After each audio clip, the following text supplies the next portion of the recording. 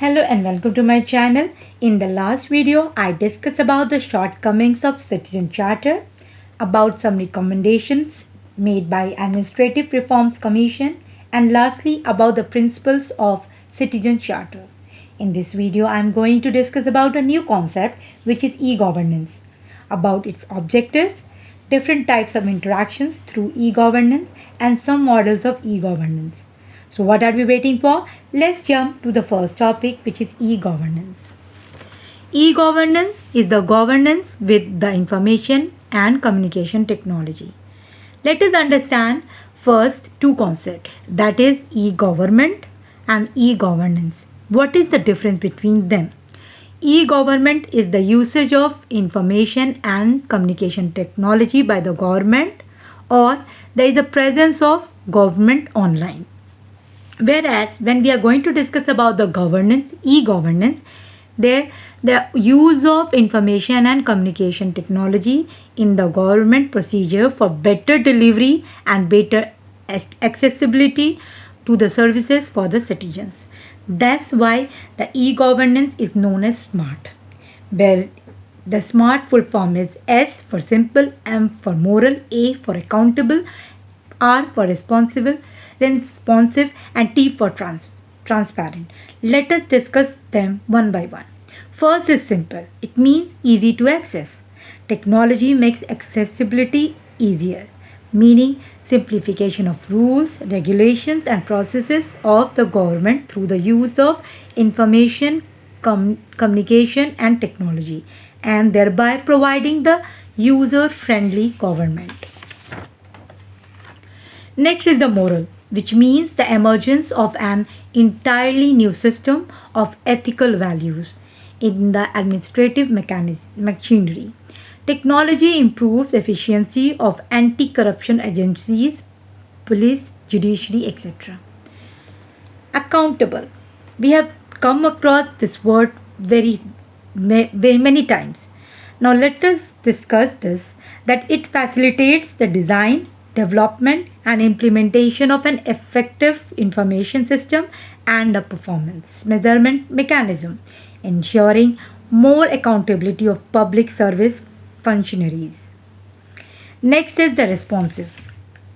More prompt responses, it results into streamlining of procedures, streamlining of processes to speed up service delivery and accordance to the demand of citizens. Next is transparent, the ability to be seen through. The information and communication technology give better accessibility to information. If we are thinking government and citizen, the citizen, they are going to demand for information, and here the ICT plays an important role because it provides a portal which is the ERTI.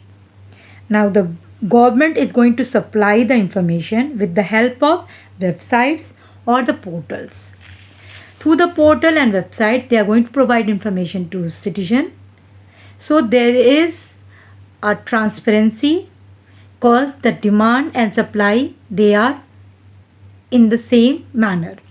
Now information and communication technology can be used to provide information in the public domain, thereby making the process and the functions transparent, within turns provide for the more inclusive administration.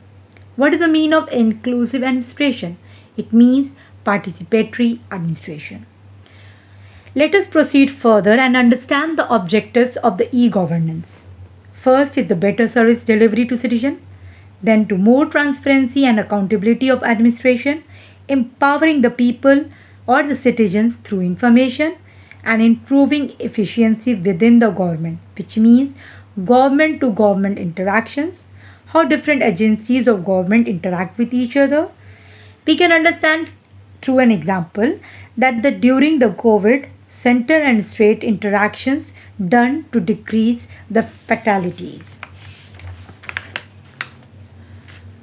There is a WIN portal which is for vaccination, or we can say for immunization.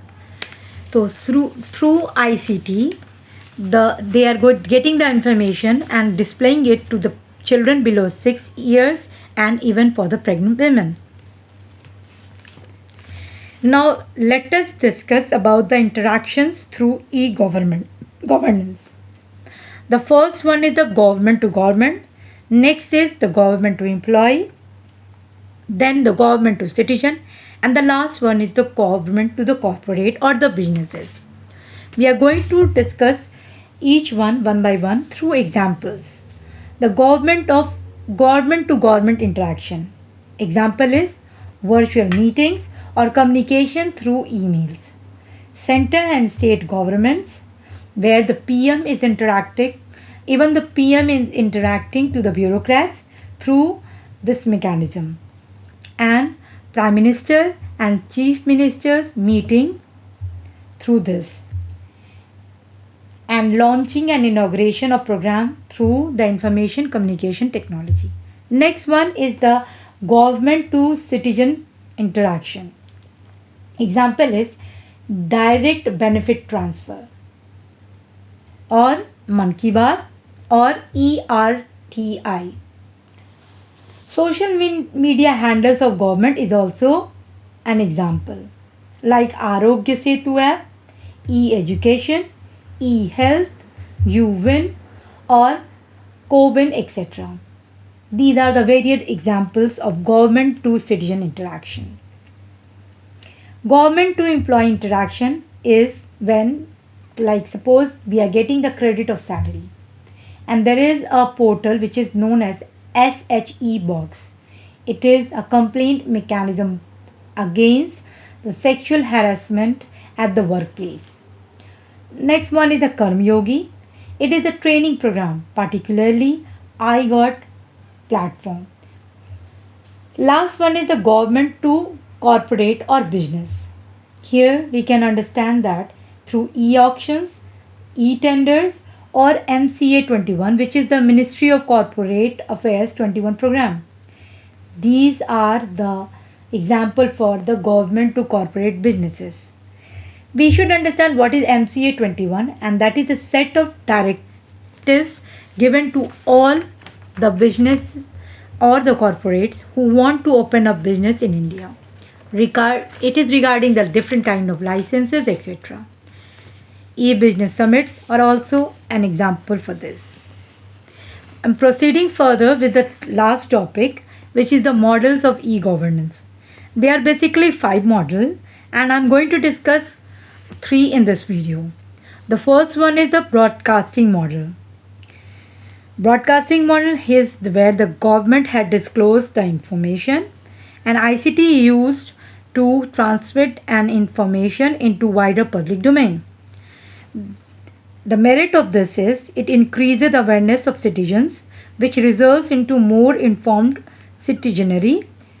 In consequence, it will improve participation or assertiveness of the rights.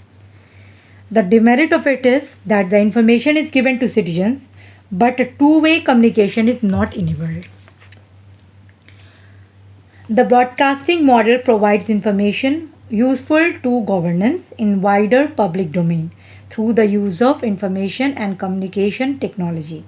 The most important benefit of this information is that people are more informed and therefore more empowered to exercise their rights and responsibilities. The model is useful in information failure situation by providing citizens relevant information, thereby creating an informed opinion. However, the limitation of this model is that it only enables one-way communication. To understand what is information failure situation, let us understand an example. When we are having the situation of COVID, in the initial stage, there was a lack of information about the disease. Due to this, there was an era of disinformation. People do not know what exactly to be done. So, information communication technology can be used as to resolve such problem. Next is the critical flow model.